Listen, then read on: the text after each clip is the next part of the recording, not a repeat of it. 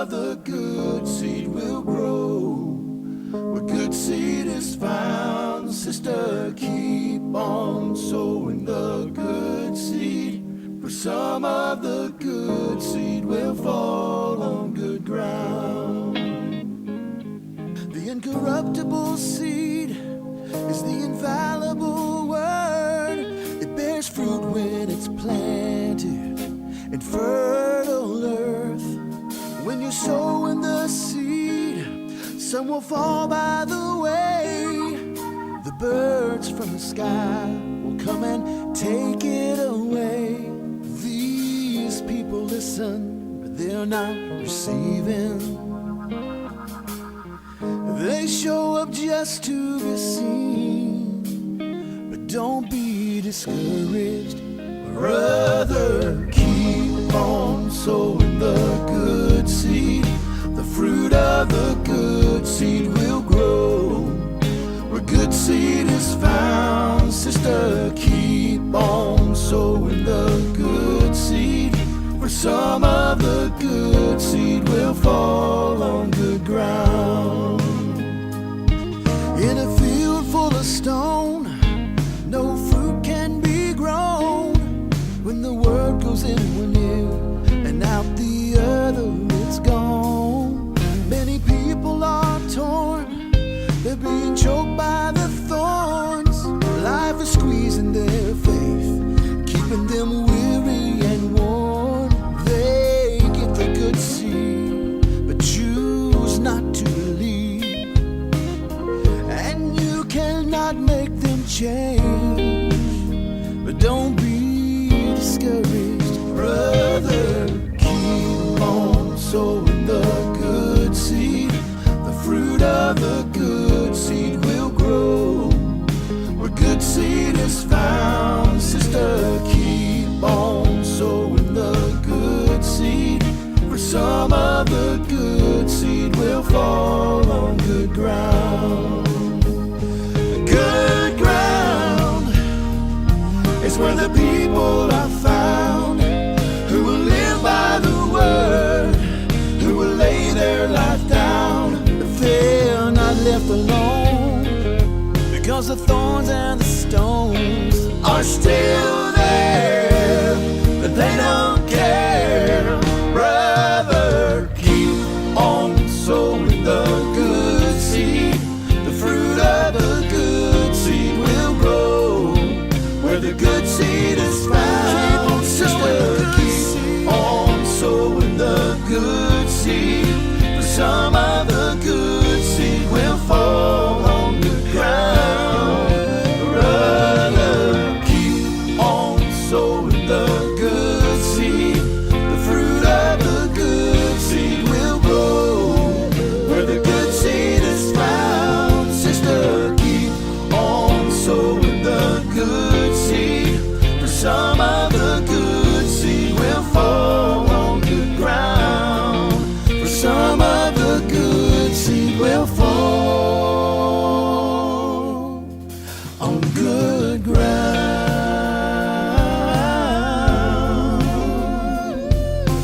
People keep on sowing the good seed. Hallelujah, hallelujah. I ale tua le nei fo ia no tahua e toi lulu e fo le fatu e le pala le afiongo pa ia le tua e lulu ina I ele lei ia tonu fa talo fatu ia te otou e le swafa manu malo Yesu Keriso de Nazareta le tua Abrahamo le tua Isaako ma le tua Jakopo o te fa talo fatu le pa ia manu malu si tato o tunu ia au na le tua fa le tua le ngata fo leo le pa ia le au fainga luenga tina mata mama tutua I so se tafa le langi so se vahenga lava po se vai pano o lo fapeona e mafuta mai ai lungo o lau telefoni tonu o lo fale I lungo le computer fa ta se foi ia ma le TV nisi o ainga o mafuta mai whaatalo whatia te o tau le suafa manu malo Yesu Keriso. Ere nei fo i tu lai fia fo i le loto, to e whaatasi le tātou sauninga, tātou te whaitaulanga whaatasi i fo i male tele o tāpua inga na tau a whaatasi tuai. A tolu na mole ava noa e te asiasi tuai tau tāpua inga, ma si i whaatasi o tau lima, o tau leo, o tau si ufonga, a maturu inga o lea tua ia, ma sa whapea fo i na mose ava noa e launga ina ile upo lea tua, ma whaamalo si au ia te oi. I lea fo i lau e a whiarunga nei, i oi awane i muta lou ngā lala i lea whionga i a lea tua. Pela le ngā whailau lancho malau tina i o, a le rai pe le rai t-shirt mai lunga i le tātou, i le tātou polo kalami. I o se sao fo i a wale tino Keriso, i le la uino fo i le upo lea tua, e whai ma wha amalo si au i le tātou sa valinga wha lea nganga. Amen. Yeah, e fia lava le loto, e mori atu le nganga wha awhitai, e le pa ia male maru si tātou atunu o lo o wha apeona nof te talo mai. Hey guys, o se tasi o vaenga a utanga wha atulanga uma vaenga e sire mana o mia i o fisosoani e le proklami nei o auto te talo, ma le tua mailo nei tangata, ia, ma le tātou ngaruenga fo i intia, ia, a meise fo i, ia, le tātou ngaruenga nei, le tu ina atu le whiongpa ia le atua, wa fo i le, ia le teimi ava noa, amen, e se le taha ua le teimi, ia maua se teimi o lo tangata e no e o ina ai, ia, ma tu whatasia ia tātou o onga ma le whiongpa ia le atua, ai meise, auane i a fia fo i wai, auni ngalo i te auto, ele se angelu fai la unga, amen, e fo ia te mo le ola i le tino, e fo i te mi oso fa iai, ono o nau mai fo i le Filipe o la Yesu ia petelu, fo mai o la wasa ili ava noa le ti apolo e lulu ia te oe, au te fai atu i outou te talo. Fa mai tala Yesu ai o te tatalo mo o toni o tō tutu maut whātotua. Amen. A o na lulu ina i tātou, me fulana e silo fia i tātou ma tā upu. E pio i le koe, e le ngata e afo moa i le whangai nairu tātou ola whalanganga. Ai whaamhalo si au e fo i whailau. Amen. Vi ele tua. Mai auto. Se ki fese tafo laulangi o e mafuta mai ai. America, Alaska, ina Holland. Am I right? Washington, Hawaii, to telo ni so tātou a inga lungo le vasa, na tolo mafuta mai lungo le vasa i nai i vaavu i no i tātou au so seila, ma lo la vea tō la uso, ai wha le lungo o tō a whemalanga i fo i lungo va, ba ili saunga le mu, nisi fo la uso na malanga mai nei atunu nei peo Australia, New Zealand, o lo o ngā lue wha vai teimi, i whale fasimanu o la au, ma le fo i tō ino la au, ma le tau apu vaenga ia, whamanuia le atua ia tau whailo tau saunga le mua o tau iai fo ini atu no, ma le tua atu o tau i tālu sanga, ia te ua pa ui e seisi fo i lau whatalofa i le nei, tae au, ia e ma lo lava ia tau ma lo le on sai, o te whaafetai fo i pāanga re tātou mori atu lau whaafetai, e inisio i la tau whaapeona fili, la tau te fesoso ani mai i le ngaluenga nei le tūlanga tau finance, ia leo te whaafetai, i ia le atua ono o tau manatu foi, ia e te whaamanuia mai le ngaluenga, ia o lo tau wasuina nei. Au te le mana o e tu uale avanoa e te ona le upulea mo ina tau ia o lo whaapeona, whai taulanga fo i le whale o le atua, o la ufo i le tatalo i la paulo. E leo tangata uma o lo whaapeona, fisosoani mai le KLM i tūlanga tau finance, ia me tūlanga tau tatalo, whai o nei te tatalo mo le KLM, o le pā ana le KLM, whai o nei te share ina, ia le KLM i lunga lo page, man, that's enough. That's good. O na lawo wa vio e mapaanga. O lau e whai paanga mai ala i lo lango. Share lunga lau timeline. A tonu e o mawhai una e lafo se maa pa man. O lo kango share. That shows me your support. Ia o lafo i tu atu o tau talu sanga. To se mea lava. To te lo matala tu spa ia o lava li ipu vai. O le ipu vai e te aveina ono le suafo le ali e tau ia e le atua. Mea na te whatu i so se mea te whaia i le atua. E tau ia. E o lava i lo tango i share. Te ue whapea, e moi, yes, a e tango i share by faith e au ngā mo listangata. E maua lo taui. O nei tauia o mai le atua me te whaia i a te ia. Mea ngai e iso o sesi lava aru i le atua e ke le ngau. Ke le ngau pe o ngau o le poka voi lele, no. So se mea pe te ave le tupe wa umani me te ave i le atua e te le ngau. Pe a sa o le loto te ave ai. A e se se lo le loto te whaia ai, e ngau laka ua. Ngau.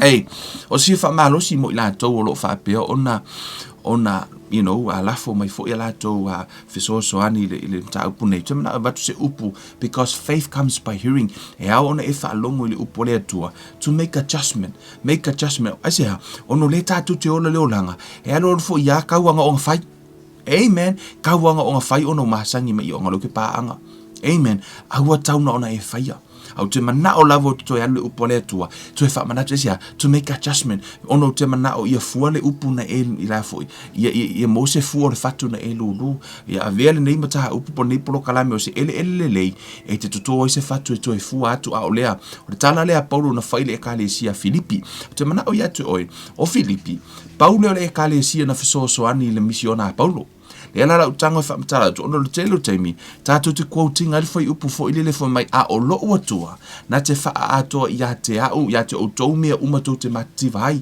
So if you quote that verse without the first part no winga ele apalai le verse na ya te oi a o lo atua e fa to apalai level foi upu na itangata nei le la tanga fa mtala tu ipe fai tau tu i fo mele tala Paulo ya Filipi a o fifia tele ile li awa ona po nei o to e tupu mai ai lo o to mana tunatu mai ia tau. Sa o to mana tunatu fo iai, a ua le maua o to seala. O te le fai atu ono le mativa, a ua o ina au, ia to a fi le mulo o loto i mea ua ia tau. Ua o i lo le mativa, ua o i lo fo i le mau oa. O i mea umalava o te iai, ma mea umayo o ia te au, ua o ina ia au, ia o ma ona, ma o fia ai, ia faulai mai mea, ma ia onge mea, o te mawhaia mea umalava, i le whaamalusi mai o ke riso ia te au. Ai ui lava i lea, na o tau wanga lei, ina ua o tau walo lofa mai i lo upua ngā. Ua o tau i lo foi, o tau Filipi o le amatanga o le tala le lei, ina ua o walu atu i Maketonia, e le aise e kalesia nā lofa mai i a te au, i le mataha upu. I le mataha upu o le fōa i mai malitalia o mea na outou lava, o i na o outou lava. O le tala Paulo fo mai, e le aise e kalesia nā lua i Paulo, nā lofa atu le misio, ia pena fōa i le misio nā Paulo. I le whapeo le alofa no e le ifoi o la alofa ai le ifoi fo mai la ir tala Paulo na o Filipi amen fo mai la ir foi upe sfulu ono a wa foi a o i Tesalonia au no to avatu mea no o mativa hai wo to wa atu tasi male atu lua foi ele ino ua o sa ili se mea alofa a o te sa ili le fua ya tili ai ona ta ulele ai o to o le mana ia o le tala lea Paulo ele ino ua o sa ili se mea alofa ai ona o te sa ili se fua ina ia tau ia tua ia te o tou o le alu a Paulo la alu i Paulo le misiona a Paulo la alu o la alu Paulo e sa ili le lau ele a o lango atu tangata ia te ia fo mai Paulo fo mai tala Paulo ele ina ua o sa ili se mea alofa ai o te sa ili le fua e a tili ai ona ta ulele ia ai o tou po se fua e toi fua ina atu o lai loe Paulo a lulu tangata ia te ia po lana misiona e ta tauna to e tau ile atu e tangata ia no la to wanga lelei e toi tau ia ele atua le anga le leo tangata ia ono o lae lulu atu ia te ia fumelo e Paulo ele ono ua osa ili se mea alofa ai ina ia toi tau ia tu o tau ele atua amen ele po le ngā ruenga lana te whaia mana ia le wha Peritania I think not that I seek after the gift but I seek after the fruit that is overflowing to your account. Amen. Another translation says, I don't say this because I want a gift from you. Rather, I want you to receive a reward from your kindness. Amen. E peo io te tangoto e adjusta ilo roto. ia te o tangata o leo te ngalue, o iei nisi o la ua lato fesoasoani mai. I don't want you because of your gift, but I want o te mana o ia to e tau ia to o tau ele atua, te mana o ia le leise meo te whaia, a le leise fua pe manuia se meo te whaia po wani anganga o te maua pe whaalawa i te le ina le tala le lei, o te mana o ina ia to e fo i atu le tau ina tau iei o tau ele atua, i lo tau wanga le lei e tu sa mala o misiona, ma le misiona rako e ala fo tu e kalesia, ma le misiona o fia lava le meo nai te fua iai.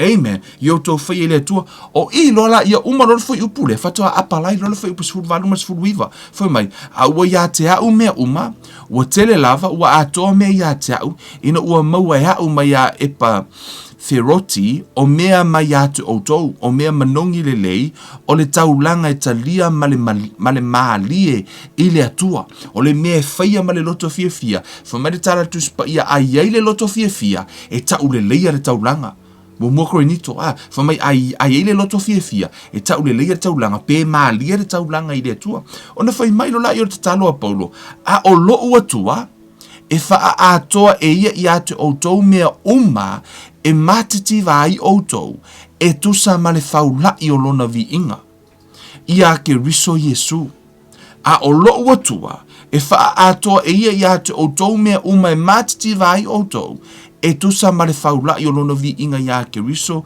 Yesu e fa to a mafai ona tatalo ia pe apalai le foi upulea e fa a to ele to ia te outou me to te mativai pe a foi o outou ni tangata foai ile tau no e foai mai po o fea lava le me te ilo te foai ai ina ia o la e te foai mai lo loto. Amen. O lau tupe ave le tou e kalesia e te leo tia ia. E leo avea fu ilau kupe fau se fare palangi o le atua. O lai ave fa alaua I te leile malo o le atua. Amen. Fa manuia le atua ia te outou a o lau te talo mo outou fa peo ona a fai taulanga mai fo ia pe to te fisosoani mani misiona nei a o lo uatua. E fa a toa ia te outou mea umai matiti vai outou e tusa male faula I olona vi inga ia ke riso Yesu tama fa manuia I taulanga lau whanau I latou e ua fai taulanga ma ua toto fo I o latou a fatu o le fatu tua ia o the seed of faith Lord Father ia ma fa peo na fiso soani mai le misiona nei fa atasi I fo I malau whanau I latou fa avanoa ino o latou taimi ai lulu mai o latou taimi ala I le mai moa fo I le plokalame ia ma fa lau I tele ia pe shea ino fo I le plokalame nei o vaenga uma I o latou taulanga tama fa tasi mai latou ro tatalo mai fa manuia ia te latou fa fo I le vi inga I la o fio no sua fo o Yesu Kiriso wa ole mavala au tuai nei amen ma amen hallelujah hallelujah ia ole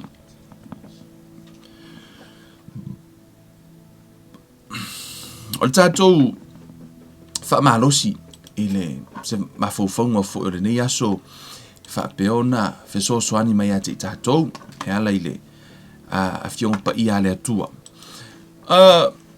o lo tatou tala noa pe how to receive anything from the Lord amen o musu lai to e momotu le polokalame na pe suila sale nei au pe o mana o te anu le si mainga tatou tata no ai amen hallelujah na tatou tala noa ile tusia mariko e iva o lona mata upe lua tolu na e fitala ye Yesu fa mai ona fitala ye tuai leo Yesu ya te ia la tano ta male na lua tu e vatulo na tali e fa malolo fo mai na tatalo ile au so ele I malolo na lua tu leo tala sanga ya Yesu a fai e te mafai ona fai o se mea fe so ani mai ate mato o le tala na ta malo le na fai ya Yesu ilo na tali ile le fia malo fa matala Yesu le ngola tala e translation fa Peritania fa mat fa samo ona fitala ye tuai leo Yesu ya te ia a fai wa e mafai ona fa tua e mafai mea uma lava ile o fa tua o le fitala inga na Yesu sa fai ile ile tamale ina ua ta no fo ile tusia ai foi il tu sil simata upuna ilu mai fulmariko se fulu o sila tu Yesu ya ile motu sila tu Yesu ya te ila toua o le te milena lena tano Yesu e fa tau tanga te alu le langi ai fa mertala Yesu ila na au so fo mai ele mafai e tangata na o le atua awae mafai mea umalava ele atua Amen. To te Lord fetalinga na Yesu e o male te minei e ese le te le a eba ai le faalinga o le foi upule na po le revelation ai to tonu le foi upule na. E mawhaia e le atua mea uma. E mawhaia e le atua mea uma. Mea uma. A whaia e mawhaia e le atua mea uma. Mawhaia o e le whaatua mea uma. Whetalainga Yesu fo mai. E mawhaia mea uma i le whaatua. Amen. Si o tango pe whaari atu. Man. Le lau whaari whai upua. E tātou te le iolo le tātou mata upu le nei. A tu tono le mahareko. Amen. Awana i e vai e te whaile fionga pa ia le atua. Ona e tupuro whaatua i le tau longo i le fionga le atua. E le tupu so whaatua i ni manatu. Given poni opinion. No, e tupuro whaatua from scripture, from the word, the truth. Amen. Mea nau te encouraging ai oi. Hau e te vai te whaile foi upu pe wha se launga e whai kau i le aso. Hey man, there is truth in there. Set you free. Amen. For mai, ona whetalai atua i leo Yesu i a te ia, a whaiwa e mawhaia ona whaatuatua, e mawhaia mea uma lava i le whaatuatua. O ai na te mawhaia mea uma, o le tangata whaatuatua. For mai tala le sikanga comment mo lau kako ploka lami. For mai Kevin, ai whaafera kangaka e le whaatuatua. Ono nau inga, na te le mawhaia se mea. Yeah, tu se mawhaia mea uma i le whaatuatua, ai o tangata le whaatuatua, na te le mawhaia la se mea. Amen. Ai whamertala tu spa ia, o le whaatuatua e na te mawhaia mea uma. Mea uma. Yes, mea uma lava, e mawhaia i le whaatuatua, ai whameile, le whai upelua fitu o le mta upu se furu a mahareko fo mai. Ua silsila atu Yesu ia te ila tau whape atu. E le mawhaia e tangata. Amen. O mea o tātou le mawhaia. Na o le atua, awa e mawhaia mea uma e le tangata. Hallelujah. Praise God. Hallelujah. Hallelujah. Praise the Lord. Vi ia o ta mawha i loa lau upu ta maa le nei a huli lau whanau ngā lue lo wanganga. Amen. Fo mai, e le mawhaia e tangata. Na o le atua, a wae mawhaia mea uma, o mea le mawhaia e le tangata. O le taimi lava e tupu ai, se mata upu, po o se vaenga e te iloa e te le mawhaia. O i ilo le a mafua ilo no oso le popole. To a tele o tātou te le mawhaia lo se mea e popole lo. Right? E tupu lo se mea o tātou. O le vave ina oso le popole le tangata. Amen. O le vave ina oso le popole le tangata. A o le atua. O tau lortus pa ia o le popole o le angasala. Yes. Worries, ia po o le fear, it's a sin. Le life sini mai ngai, why? Fa fianga angasala meta o le worry. Fa maritala Yesu, aua tau te popole, ole afoi, ole upu mai a Yesu fo mai, aua tau te popole. It's the same thing mar fai mai Yesu, aua te ngaoi, aua te pepelo, aua te popole. It's the same word, aua. So ole popole, it's a sin. Yes, yes. Na weti tino meni te ame, no ingala. Yes. Ole popole, it's a sin. Mea nana la ina whai mai Yesu, whai mai tala tu spa ia o le whaatuatua, o mea tau te whaia ele o whaia whaatuatua, o le angasala. So a whai tau te le o whaia ele whaatuatua, which is sin, o le popole, o le whaafea ngai le o le whaatuatua, o lona winga, o le popole, it's not the will of God, it's a sin, o le angasala. Right? Ia tātou umalavala, le lau e kilo mangi kia ufa mai, sole, o ke le ilo, o se angasala le popole. Yes, it's a sin. O na whamai Yesu e awa le whaia. Tu sa leia ma le whamai Yesu, awa te ngoi, awa te pelo, awa te mulilua. O mea umana o angasala, awa te whaia me lea, awa te whaia me lea. It's the same thing. Whamai Yesu, awa le popole. Asea, ona o le popole o le angasala. E le tasi o, tamā nalu ya Yesu, na lue e fai a Yesu e latu e whaamalololo na whina te o lai e tala noa i a Yesu ma tamalea. Ai tu e tau nuu atu le tala. Latu la to la ona longo atu fa mai. Aua le to e whaangau ia fuale i Yesu ona ua oti lo wa fine. Fa mai, aua koe pole o lau oti lo wa fine. Leo a vatu le tala po pole. Na ona faliu lava o Yesu ina ua watu le tamale la to la fa to tua. Ai koe aluaku le kala lea, o le kala le kala le aluaku. Waku hainga longo o Yesu o lau bo madiu le tene. Ina ua lua o tu tala leo, lea tala Yesu na fai, na ona faliu a Yesu fa mai, aua e te popole, ai fa tua. Amen. Why? Because me aua te angasala, aua te popole ona ole popole, ole afoi, ole angasala. Ele mana o Yesu e popole le tangata, especially when it comes to him. A hoolo na hoole mata upu ya Yesu, ole taimi lava e tau nuu o se mata upu ya Yesu. E ho o italingo Yesu le mata upu. O ina lo te tau na eiloa, au e te toi popole. Mai, ono lawa whaafafonga Yesu, le na tātou tala noa ai, mai a tātou tatalo e tusa malona fina ngalo, ua tātou iloa, o lawa whaafafonga Yesu, ua mauti noa lava e tali. Aisea, ono o lona fina ngalo, ia malo o lo tangata. Ina ua o atu le talo sanga lea ia Yesu, na whaalongo lo ia Yesu, ilo Yesu, o lona fina ngalo, po o le mana o ona lona, po le mana ongo lona tama, ia whaamalo lo, mena na whama Yesu, le la ua atu e whaamalo lo, ai o atu le tala whai mai, o la woti, too late. Whama tala Yesu, au e te popole, tau lava na ona e whaatua tua. Amen, hallelujah. O le popole la, o le popole o le angasala.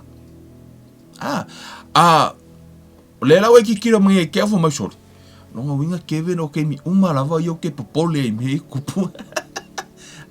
Yes. Asea, me na e ala le la tanga fa ali tu e fionga pa ia le tua. Ai ma fu na foi meli tu pa ia ti tatu awol popole. Ona ele I fai e pe no ta ele I fai e su se trolley ko e ke aluma koso ingi me ma fama. O lo o ele te mina fai ai o ele tua ile amatanga na fai o le tangata sa o loto. Amen. Na faia oele atu o tangata o lo iele sa o tonga. Ai ona o leanga ma me o lo o tutupu wa sai ai oi o upu matala o mea foi o le tele o taimi. Wa fausia tatou po wa afia tatou o le to tele o mai matangata ma mai. So enga fa scientist o le to tele o me mafu ma mta upo depress mata upu I fa ama ese e mafu mai ono le popole o le popole. Amen. O nei o le la fa ya te oi e le hai masau me mawai. Amen. La tal no le tus pa ia fa mai ele ma fa lo popole nga fa o popo se kula o lo waso o se lo lo ele ma fa lo popole nga o lo popole e mai ai e te mai lo popole ai le ai ma se mea lo popole o fai le maka upula ai a fai o lo watali I la e mai e ke popole le mai o lo watali o la laua e popole mai e koi fua o I lo popole ai le ai ma se mea lo popole o fai le tametiti mea le nai siri le tu o lo popole ai fai se mea le tametiti na e mai kuilunga avil fale mai pe avil fuala au me ai au te popole au le mai mau fuala taimi te popole ai ea fai le ngā luenga ole mea la tamu fa Yesu ono le popole ole angasala ele o se fa tu ala mea ta o popole tato hoile. Amen. Mo le Peteru. Hallelujah. Hallelujah. Mo le Peteru ono na mataha upu lima. Let's pick up from verse 6. Mele te talainga le anganga pa ia through Peter. Whamai. O le mea lea, ia whaamawalalo ai outou I lalo le a ao malosi o lea tua, ina ia whaamawalunga ina outou e ia I ona poe tatau wai. Ia o tātou I loa whaamawalalo I lea tua. Whaamawalalo I lea tua. Tia whatur whaaperitania. In this particular verse, I love the Amplified version. For my, therefore, humble yourself, demote, lower yourself in your own estimations under the mighty hand of God, that in due time He may exalt you. Amen. Amen. O fia il Amplified version il foi upulea. For my, therefore humble yourself, demote, lower yourself in your own estimation under the mighty hand of God, that in due time he may exalt you. Be humble then under the powerful hand of God, that he may exalt in good time. Amen. For mai ole mea lea ia whaamaulalo ai outou I lalo le ao malosi o le atua. Ina ia whaamaulunga ina outou e ia I ona po e te tau ai. Remember we talk about the Bible says submit to God. Resist the devil, because the Bible says God resists the proud, he give grace to the humble. For mai te te ele atua I le whaamaulunga I fo ilo na lofa tuno I le loto mawalalo. When you humble yourself, you receive the help. O le taimi lava te whaamawalalo I le atua, e maua le fesoasoani. E te le maua le fesoasoani le atua, pe a whai e te whaamawalunga. Mea nai le nifoi mai, God resist the proud, he give grace or give help. E fesoasoani le atua I le loto mawalalo. O le grace, o le si wing o le upu grace le tutonu o la, o le pe alo sue, o le help, o le fesoasoani. O le malosi mai le atua. So he give grace po le fesoasoani a le atua. E te maua la le fesoasoani a le atua. Pe a e wha maua lalo. E te fiu e te tatalo I le atua a wha maua lunga lo loto. E te le maua le fesoasoani mai le atua. No. Ona te te le atua le wha maua lunga. Aina te ha fesoasoani I le loto maua lalo. Mea nai whamatala tuspa I o lo o fitamo e hai ona fofonga I tulu ingo le lalo langi. E nā te sa idia se loto, se o laea wai atu lona loto I a te ia. O lae su ele e fo ele atua le tangata sa o atu lona loto, o lea le loto na loto mawalalo. Le loto fo ele na filfilia I ele atua ta vita. Amen. Le loto le na filfilia I le atua mose. Loto uloa na filfilia I le atua mose mai lona loto. For meritala tuspa ia Moses is the meekest man on earth. For mai o Mose o tangata pito I siri ono loto mawalalo I le lalo langi. O le upa tuspa ia le o se upa ai fo a Kevin. O le upa tuspa ia. For mai o Mose le tangata pito I siri no loto mawalalo. O le tele na ma o le pito siri no mawalalo o lo loto. O le sili fo ina o na whaonga ino o ele atua. O e wa aile whaonga ino o Mose. O le mawalunga I o le whaonga ino o Mose. Aisea, ono o le mawalalo le loto o Mose. O le mawalalo le alo lo loto, o le mawalunga fo le nao le whaonga ino o ele atua. Amen. O le mea fo ina na la ina piki mai ni ai fo. Ia ta vita meritala ai fo. Meritala le atua. O te leva ai o tangata e fili tangata. O hao e fili le loto. Amen. Fa mai le atua. Ua o maua le tangata ua tusa o maa loto. O le ale wingo le tala le atua. O le tangata e loto atu le mea la e loto ia i le atua. E tusa o la loto. I le ifai mai kukusa. E le tutusa le loto o le atua mata vita, no. O le upu le whaonga tuspa ia. E tusa o tala, e manatu atu le mea le mana o i le atua. A maua e oe le loto na, te manatu I le mea le manatu o i le atua. Man, mea nai tau le loto wha maua lalo, o lai te loto I le mea le mana o i le atua, mea le atua. Mea o le te sa idi atu le itu ai ngā loto na, o te latu se ia, show myself strong on the behalf of those who humble themselves. Amen. Whamaia, e sau e whaalia lo na mana. Mena e foi melola I o le foi. O le foi. O le tusi le foi mai. O le melea, ia whaamawalalo ai outou I lalo o le ao malosi o le atua. Ina ia whaamawalunga ina outou e ia I ona po e tatau ai. Amen. Whaamawalalo I le atua. Ona tango o le atua. Manga ia pe a promote o le atua. Ai awa ke kangwa o promote o Amen. Don't shine before your time. Your time will come. Amen. For me la ir foi upoe fitu for mai. Ia tu uina atu ia te ia mea uma tau te papole ai. Awa o lo o manatu mai o ia te outou. Amen. Hallelujah. O lo whaamawalalo I le atua. Whaafefeo na e whaamawalalo I le atua. How? O fai upulo na fitu e o faatasi me fai upo ono fai mai ia tu uina atu ia te ia mea uma tau te popole ai a wā olo o manatu mai o ia te o tau fai mai le feta lainga le anganga pa ia through Peter, the apostle Peter fai mai ia e tu uina atu mea ia tātou te popole ai Amplified version fai mai casting the whole of your care, all your anxieties, all your worries, all your concerns once and for all on him, for he cares for you affectionately and cares about you watchfully. Amen. For mai ia tuuina atu ia te ia mea tau te papole ai, a wā o loo manatu mai o ia te outou, o your care, having cast upon him because he cares for you. Ia e loa i le taimi le nei, ma le i tūrale nei, o lai kea mai le atua. Po o lai manatu mai le atua. E le skangaka fai mai, makuale kia mele kue kia. No, o lai kia mai le atua, o lai manatu mai. He cares. Mena ele ina fai mai le atua. Because ono le atua e kia le atua ya te oi. Ono o le pele le atua. Yes, o o le pele le atua. O le i oi mata o le atua. Mena na la ina sau Yesu e maliu ono oi esea. Ona na sau Yesu e maliu. Na sau Yesu e maliu mo la na pele. O ai, fo mai na maliu mo le e ka le sia. O le e ka le sia, fo mai o lana mana mea o lana pele. Amen. O lana beloved. O le pele a le atua. Lela na sau Yesu e maliu mo le e kalesia. Na sau o le pele o le pele o le e kalesia i le atua. Ya Yesu o lana mana mea. Ea, e fau tane, e fua iai. Mea, o tau fai tau tuspaia, fa mele tala a tuspaia. O le atua fua. He's a jealous God. Ai se ale mea la ina fua le atua.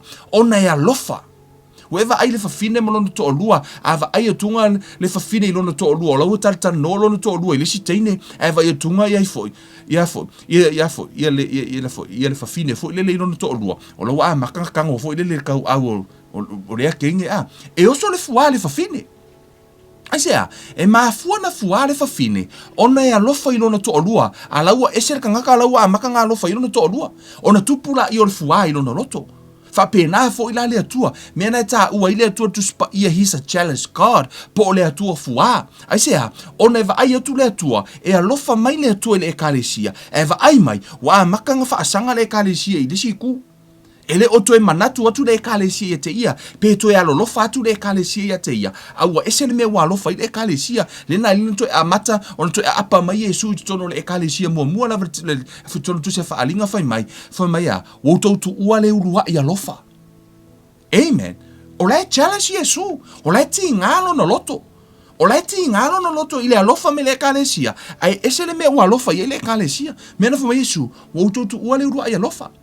Amen. Tatu e foi mai tonu tatu mata upu. O le mea na ina foi mai le atua. E la fo ia tu avenga ia te ia. Aisea, ono o ia o le atua na te mawhaia mea uma. E le mawhaia le e kalesia pe mawhaia oi. E mawhaia e le atua. Amen. O le alava ra whaafitau di tupu tono la urungali.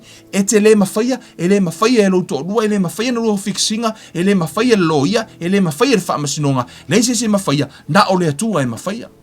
O to ofia tangata malato degree o la upule o lato ola. Ma o lunga whailunga a ele mawhaia le olanga.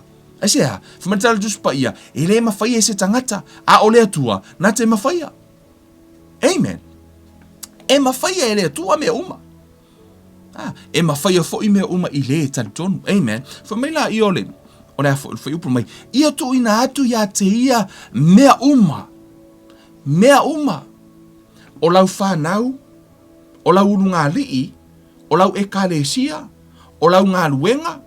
Amen. Your own personal life. O mea nei whawhainga tāia te oe na tuu. A whai o le pia marisa wā, o mea nei whainga tā, tuu i lea tua. E mawhaia e lea tua. E mawhaia lea tua na whaile, alan whamatala tuspa i o te wa e sea le loto mahaa, au te wa tua le loto a ano ia te outou. E mawhaia lea tua ngā suilo loko. Te loa o whailoa i tangata e se wha maurulunga te teimine i asola, o te teimine a makalangoa, whakula ukala i le uma whamkara se upu ai tangi, i lea, e tangi i lea lofa, tangi i le mata uti o swinga o ia e lea tua. Asea, sui e lea tua, le loko le ngai a le fasi lau laka PM, makua le fo i apo le arko o kelo le ami anu e fasi, a inga o sui e lea tua le loto, man, ai kalangoa ingei, kalangoa me ke whaalongo ina, le whaunga lea tua, asea, sui e lea tua le loto, e mawhai e lea tua, sometime o ufofofa pe soli. Whai aku sole, a mawhai e lea kuanga sui ka ngaka lea, ke langa e mawhai e lea kuanga sui so o sesia. Amen, e mawhai e lea kuanga sui so o sesia. Amen, e mawhai e lea tua mea uma. Amen. Whamaila i ao ina. matua I manino ale fetalai ngale anga pa I. Fa mai, yo to fa maula lalo I le atua. Awai te ele atua I le fa maulunga ai fo wai lona lo fatu no po pe fo wai lana fe so soani I le loto mawalalo o le taimi le te loto mawalalo ai te fa mawalalo I le atua. Po le a lava le situation ai God can fix it. Po le a lava le tūlanga na wai ai e mawhai e le atua ona fix. Asea, ona fo o lawa e tu ua I le atua e mawhai mea uma. Ai le mawhaina e tu ua I le atua e mawhai mea uma, a lai te wha maurunga. Amen. No, o le tangata wha mawalalo, ma nei e tato o to e whaitau le.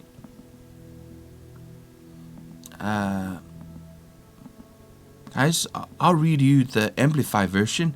Ono I leo te fie au mai ele winga a to le mta upurutano for mai. Therefore, humble yourself, demote, lower yourself in your own estimation under the mighty hand of God, that in due time He may exalt you, casting the whole of your care, all your anxieties, all your worries, all your concerns. Amen. All your worries, all your concerns, once and for all, on Him, for He cares for you affectionately and cares about you watchfully. Amen. O lai manatu mai le atua, e le stangata po le sifo itoe ina Samoa, ma le stangata Samoa, o lai mangaku ko ikiki akango mili aku kikinga ngai. Right? Ona ilo ma fau fauna fa pena ko kiki akango mili aku po ka ika pe ko kiki ona ito to ma fau fauna fa tangata pa no. Ele o manatu mai le atua ni manatu e tele angai. Ke o fa pe Kevin sa. Tato to no tusia. We'll come back here. To tusia Jeremiah. Amen. You guys know the verse? Jeremiah lua iva. Jeremiah lua iva. Foi upo fia. Sutasi some of you know the verse for my.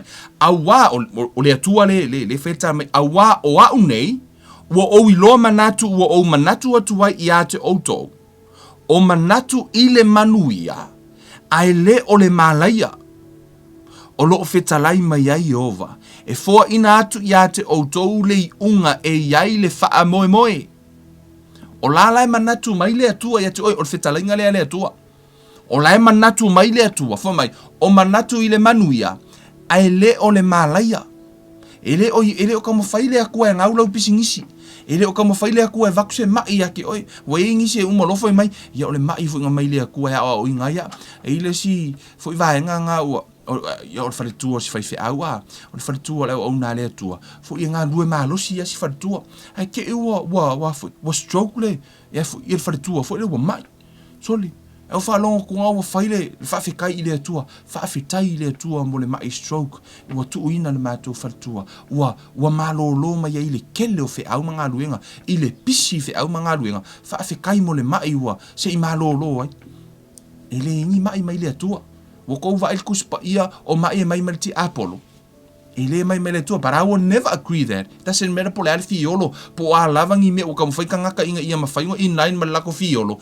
It's not agree with the Bible. E le o ngā tusa ma le fiongo pa ia le atua. O le atua ia, o lai mana o mai le atua ia sa whawari uma whare tua. Ele o mana o mai le atua e sauea, e pepiri se whare tua se tu low lava Ele o mana o le atua e mai se whare tua pe mai se si o le finangalo. Fo mai olo o manatu atu I manatu o le manuia. A ele o le malaya. A ure kua ia I le atua pe aka ko le wha atua tua. Yes. A waka ko le wha kua kua. A wana le blaming of ua le atua me o le finangalo o le atua. Lau tatu au mai I lalo lea.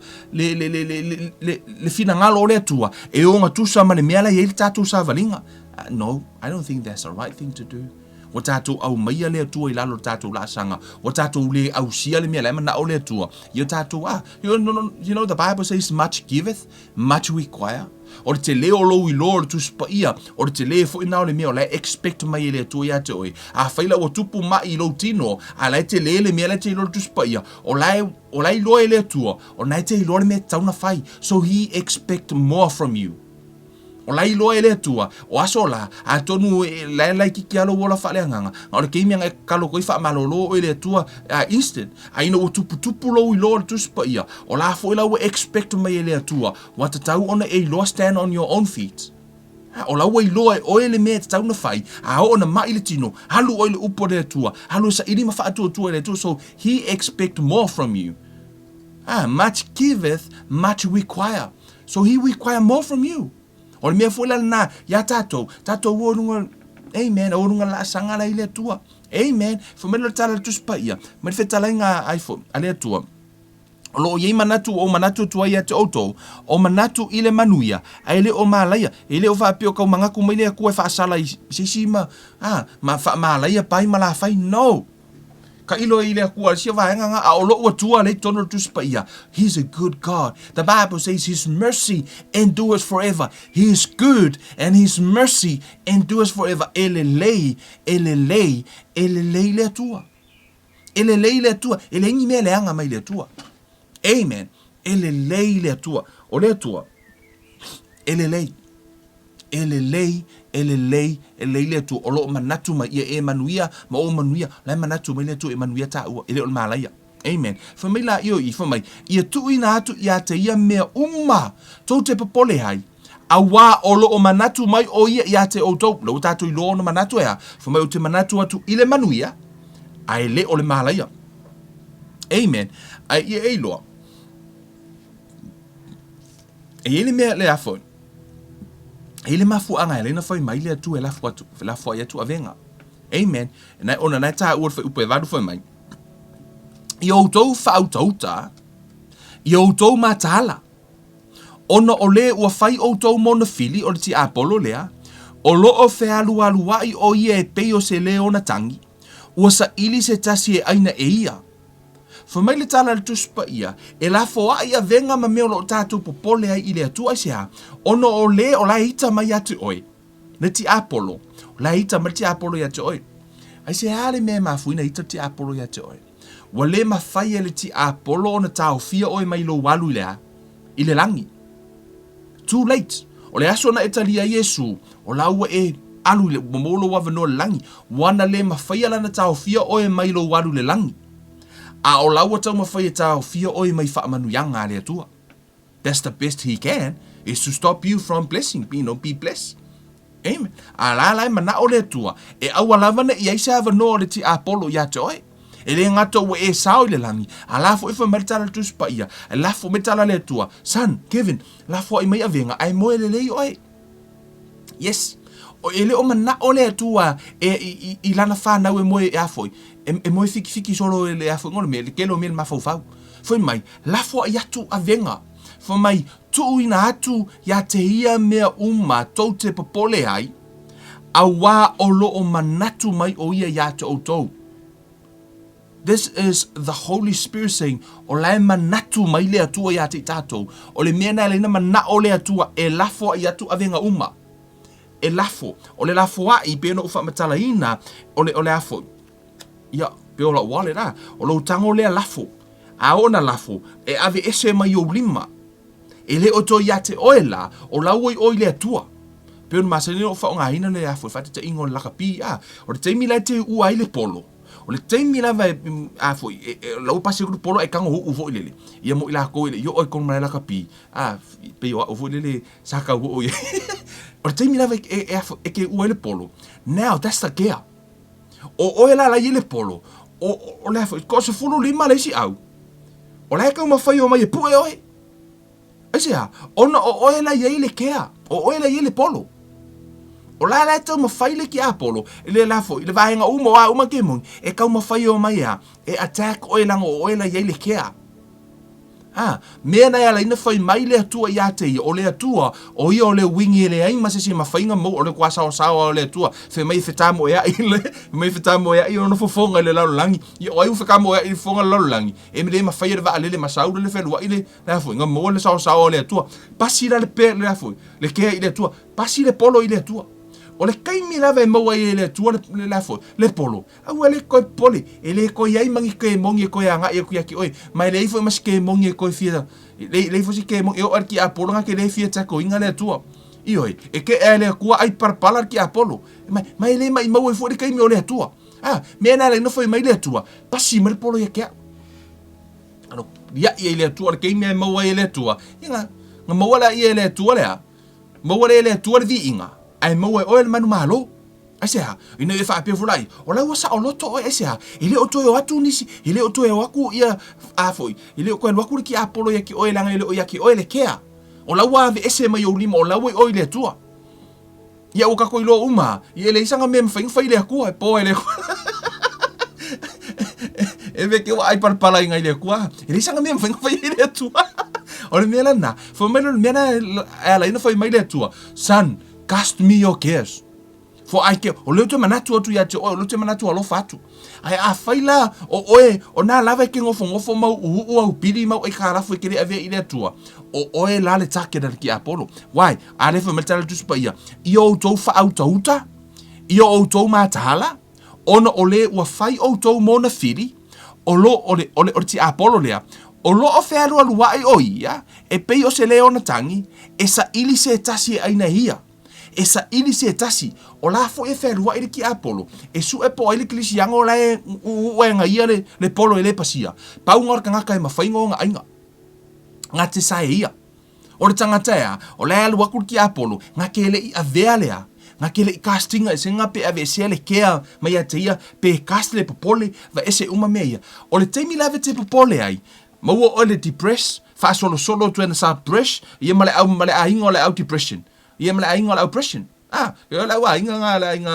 la oppression o nga mo la inga la oppression ia va kula kala ki o la kunganga o ile ko is fa mo yes but thank God for Jesus la for mai mai la tinga le kongi mai ke lu polo nga o le ko pole ai ono tato o mena la for mai le tua io to o fa ma wala lo ide tua o lo tango le la fo le avenga ide tua.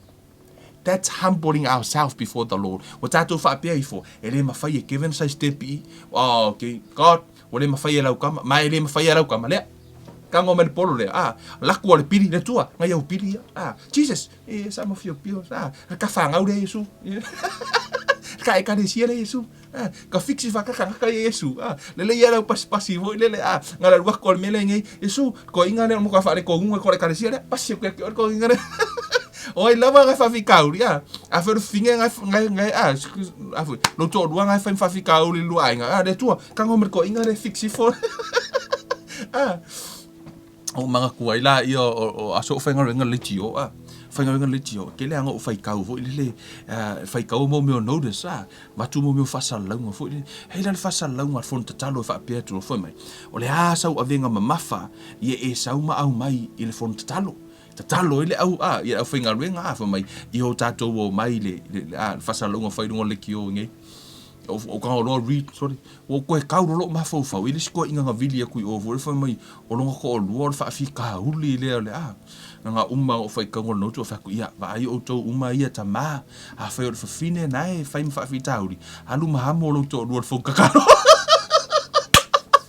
alu mamo lo ku sa pe fe avai alu mamo fo ka lo ku fai ole avenga mama fale ole avenga mama fale le tua le o so mama mai e ku ke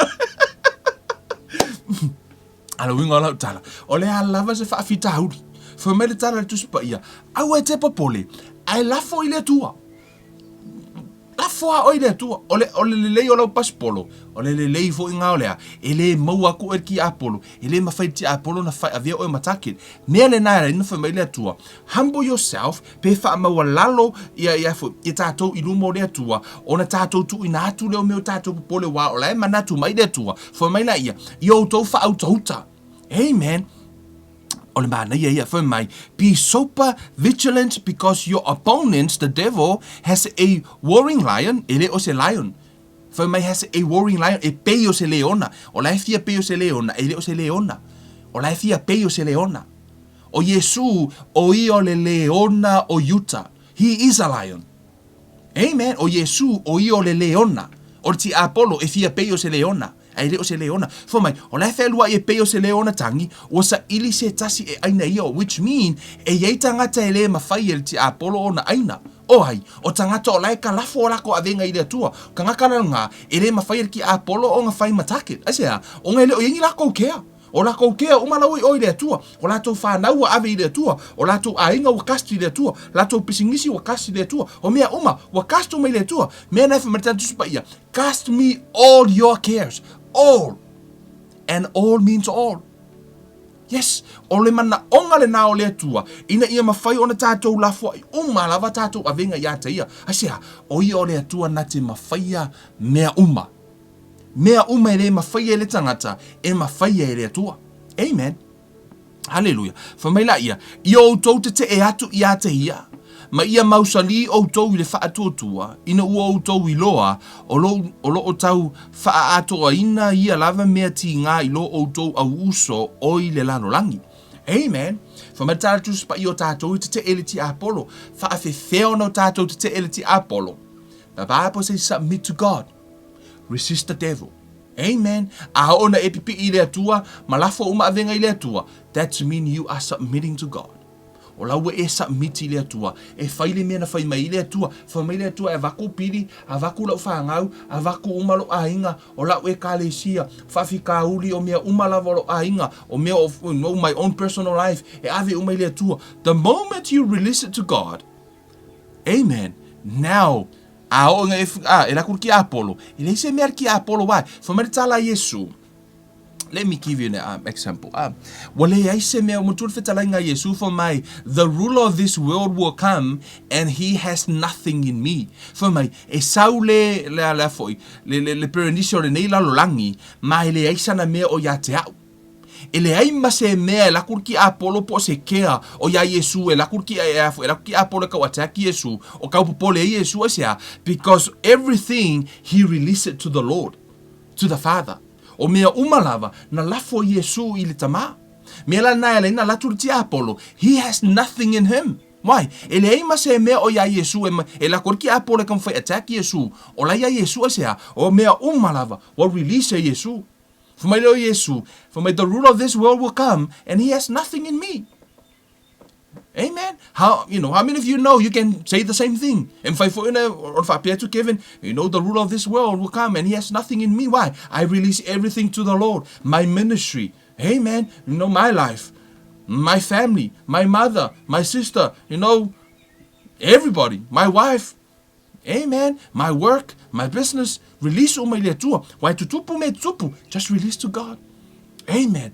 Kasti le tua. Ona yai, ona mana yai. Hallelujah. E esse le mau o le file. Muta to what to say Filippi. Amen. Filippi. Hallelujah. Filippi o rona mata upo e wha. Amen. Fai upo e ono. Fai mai. This is the Holy Spirit through Paul. Fai mai. Aua na ipapole o tau i se mea e tasi. A ia whailoa o tau, a ia whailoa atu o tau mana o i mea umalava, i le atua, i le tatalo ma le whaatonga, a toa ma le whaafetai. Hallelujah. For mai, for nothing be anxious. I'll read the other translation. New Living Translation says, don't worry about anything. Instead, pray about everything. Tell God what you need and thank Him for all He has done. New King James Version says, be anxious for nothing, but in everything by prayer and supplication. With thanksgiving, let your request be made known to God. For mai, aua. Mai aua le popole, aua ne I popole atu, mai aua ne I popole o tau I se mea e tasi.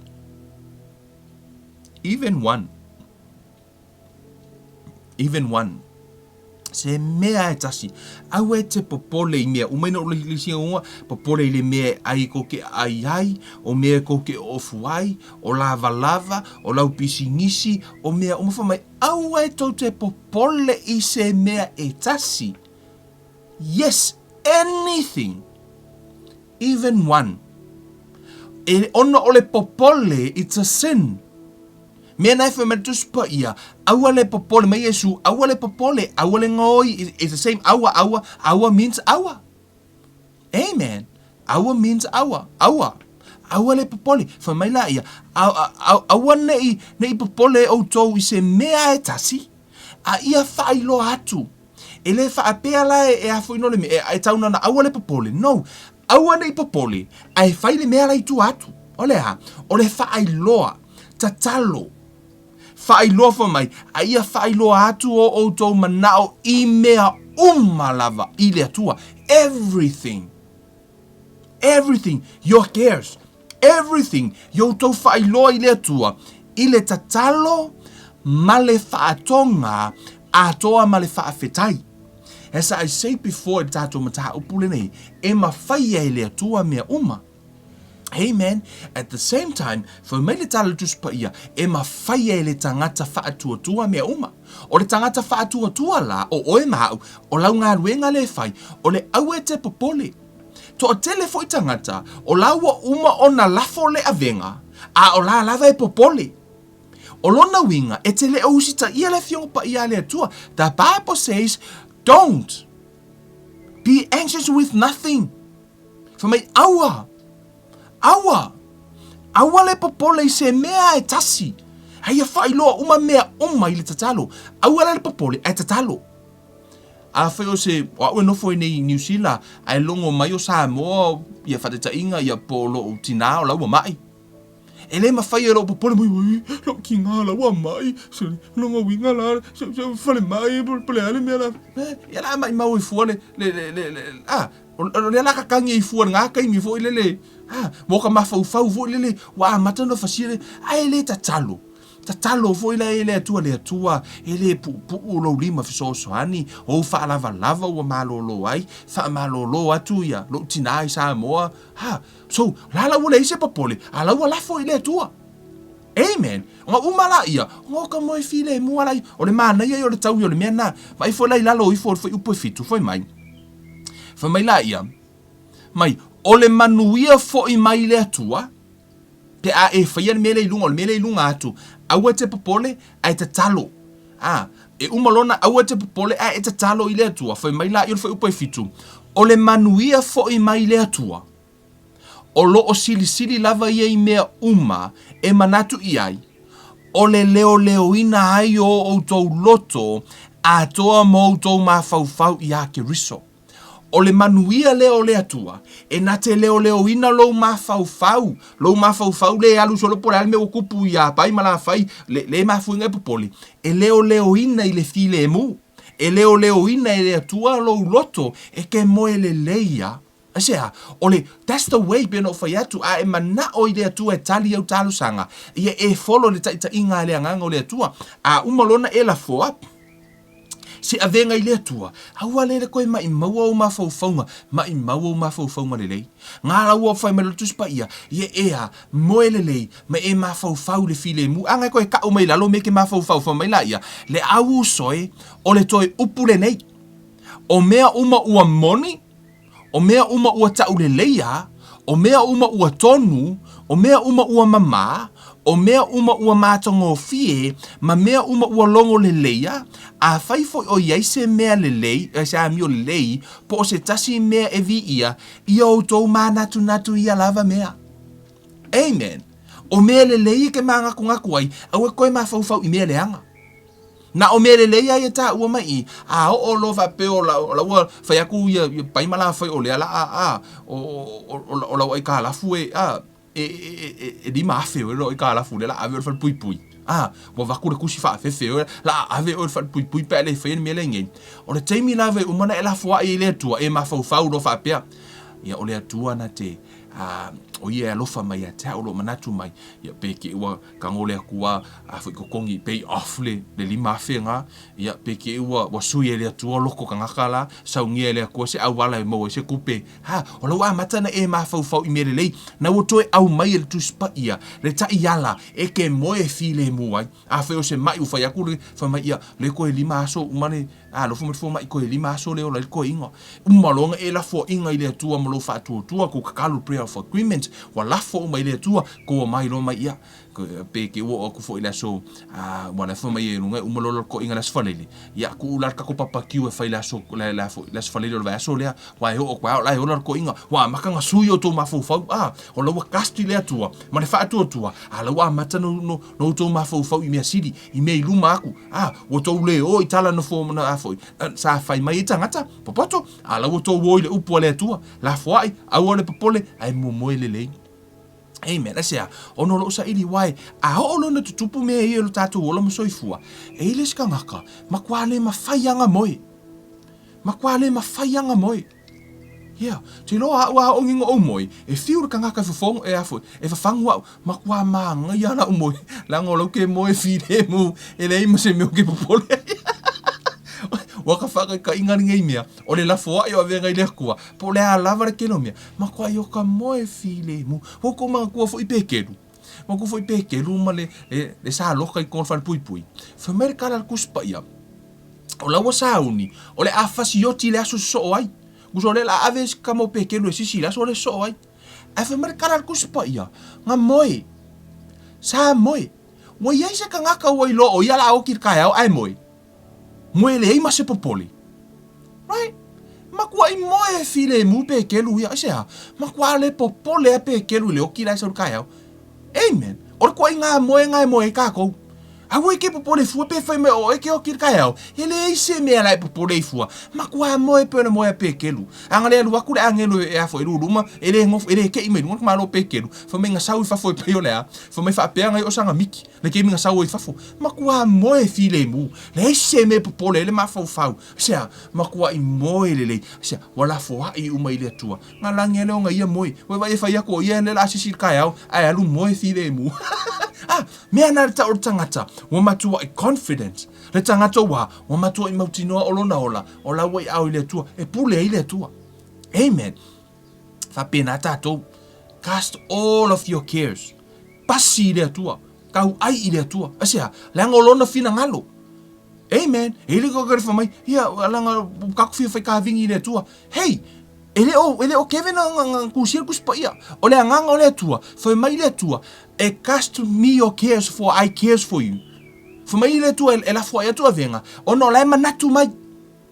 Ele o se ai kia la Kevin. Ole manatu ole fina ngalo. That's his will. O lona fina ngalo. Ia avako kako avenga. Ka kere o fai ka vingi fia fai ka vingi la ile tua le ai. O la kako ke uska ka ile tua. E ave me ile tua. Le mea na fai mai ile tua. Ona tātou wa muri la ia le ta inga le nganga o le tua le me fai. Mea na tā ua il fo mai a. Fo mai o whanau o le tua. E ta ia i la tau le nganga o le tua. Amen. Hallelujah. Fa manuia le tua ia te outou. A vea o se pasi polo le lei. Ia vave lau pasi. Maua le kea ma pasi le tua. Ina ia mawhai, awane i mawhai e le o leanga. Ona, whamai o sa ili mai le o leanga. I sisi na te sai ia. E le maua mai ate oi. Te leo tangata, o le te leo taimi. O le te leo tangata e afo, e tupu mea le mai o lato loto, o le popole. Popole le mea whai. High blood pressure. O le te leo wha mai me. O le popole. Ole popole. I'm telling you, from the scripture le upo le tua. Leo fa yatu le tua yate oi.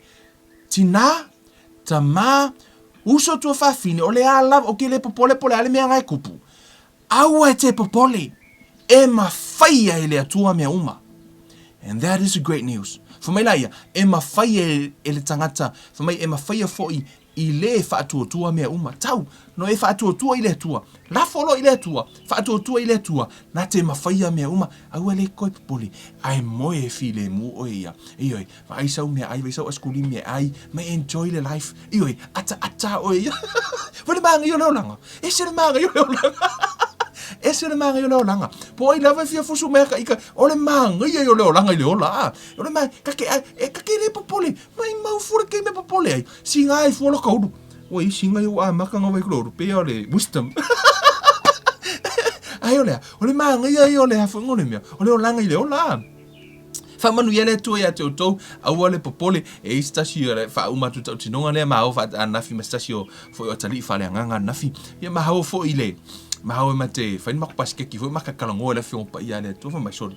O le mela o inga ia, tole, o lako a inga i Samoa, sole, o asola, whamile ma whainga moe, a le gaming, sole, o pei a le mea fua, le, makua le ai se popoli, ngale au mai ama kalafo i le aku, makua le al pasipolo ala ukamale, ko I fiur ki apolo ka attack la ukamale, ele se me attack ai se ha, pero tala Yesu, the devil will come, and he has nothing in me, e wakul ki apolo I meanga, mo me o kea ma me tupu leo langa, lau o makalafo o me ai fo Yesu I non tama, fa pe ngā fo I la kako, saul ki apolo, mar kalafo I le atua, ia saul leo ngā ia, le sanga me mwhainga whai, ona saul leo le atua e whaali lona matautia ia te oi, amen, fa manuia le atua ia te oi, tātou talo le tuol mātou tamā, lafoa I atu lau whanau I te oi, lafoa I atu e o whaafonga le nei mataha upu tamā, o te lei loa mea o tutupu I lo lātou wola mo lo lātou soifua, a o oe wa e sila fia, whaafi tā uri to tono a inga o mai o le tino, o lātou mawhauwhau o mea o malawa tamā, o whengai mai lātou, na e whetala I lau upu, e lafoa I atu o mātou a venga, a wā o lo o e manatu mai, tama o te whaatua I lau upu, lau whanau o whaafonga mai nei a fiafi, nei tu la o te lafoa I atu I a te oe. Se e ngā lue o lātou loto, ngā lue o lātou a inga, ngā lue o lātou mawhauwhau, e le whaamanu yanga la ufio I ate lātou, lafoa I atu o mātou, ola I la ufio yo awa lofa, e whaia I ai lo fina ngalo tama, ai awa lavo o mātou. Loto whaamanuia la ufio, e le mātou polo kalame, ia male vai aso o lumana I nei, e eile anga le leita I ta ia toa ia la ufio, o mātou wola masoifua, ia whaapeona mātou tautua ma au na I la ufio, ono suafo o Yesu, o ole mavala au tu wai nei. Amene ma amene. Hallelujah. Via le tua Samoa, whaaftai le tua le nei avano, o tātou mafutahai, whaaftai fo I lana upu, sa whaapeo na whaamalosi au mai ate I tātou, ta tonu fo I, ia ua, a whaamanuia le tua I lo loto mo lo fina ngalo, e ala I lana fionga, ia ma, a watu fo I e toi whaio se whaamanatu I ate oe, la fo I avenga I le tua, le a lava se mana onga, se popole, fa mai la fo I le tua o lo manatu mai oia, ono o lo sa ili le o leanga, e na te sa e ia oe le te, lea, le tangata le whenua I lava malekea, mea na ala I ona a mata mai lava I tama I mea, se I whaasolo e ana e mai, ma whaasolo solo koe mangisi mai, ma whaasolo solo tua I lava I sea, ono na e sauliti a polo sa e ia le tangata, e a mata mai lava I lona loto, ma ngava aia kua le piri, ka se piri, ke I ala I owa taunu I fule loto, o le kupua le mea, taunu I fule loto, le hai, fia o I le li, o na whaia le tua, mea e mana o iai lo loto, whamanuia le tua I ate o tau Samoa, whamanuia fo I le tua I so tātou atunu umo mafuta mai, whamanuia nei vai aso, ono Yesu, amene ma amene.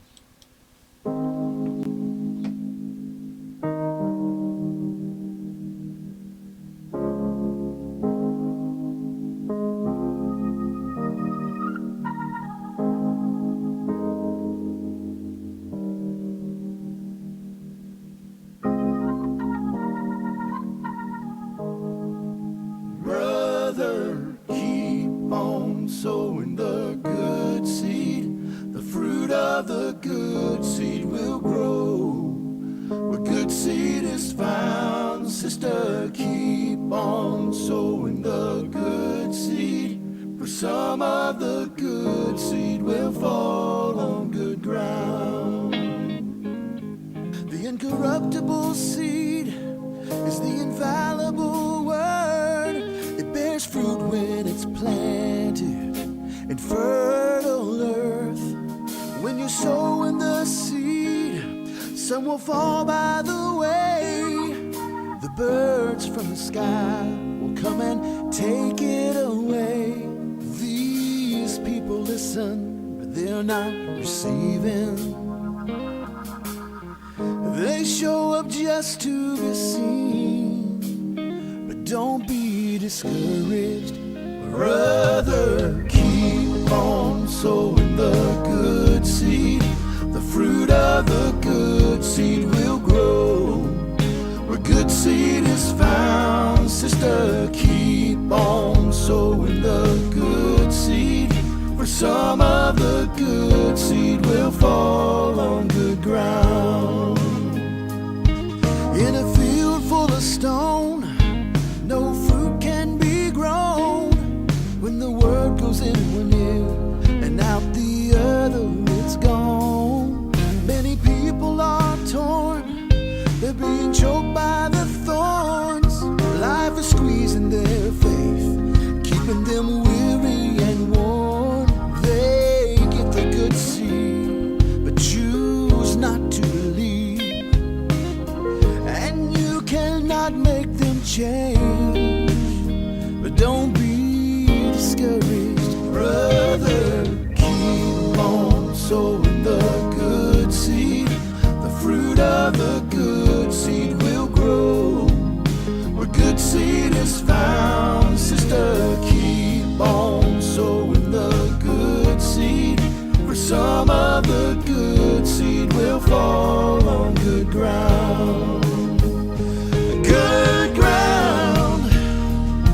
is where the people are found who will live by the word, who will lay their life down. But they're not left alone, because the thorns and the stones are still there, but they don't care. Brother, keep on sowing the good seed. The fruit of the good seed will grow where the good seed is found. Sister, keep on sowing the good seed. For some of the good seed will fall on the ground. Brother, keep on sowing the good seed. The fruit of the good seed will grow where the good seed is found. Sister, keep on sowing the good seed. For some of the good seed will fall on good ground. For some of the good seed will fall on good ground.